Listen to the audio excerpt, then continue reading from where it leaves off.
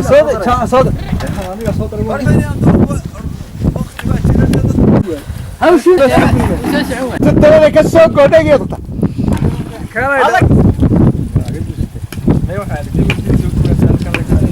This is water project funded by Darus Muslim Aid Adoboto, Ahmed Nawaz. This is the community, children, they are collecting water. Alhamdulillah, water is very good, clean, good column, full of water. People are agrobastaries and they are using water for drinking, for irrigation. كورن بيها سيدي هنا عاد في عين هاي سوتشس هاي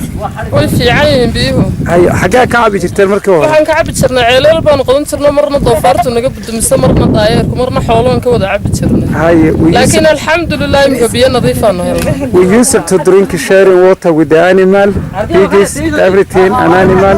but now we have to clean and protected water ceelashaan u baahanay laakiin way nagu yareeneen in nala soo kordhiyo insha Allah in nala soo kordhiyo baan u baahanay ceelasha waayo way nagu yareen imka dadkii baa kala maqan imka markuu dadku isku yimaadeen tan naguma filaanayso همشي تتبع كسوق ودقيقة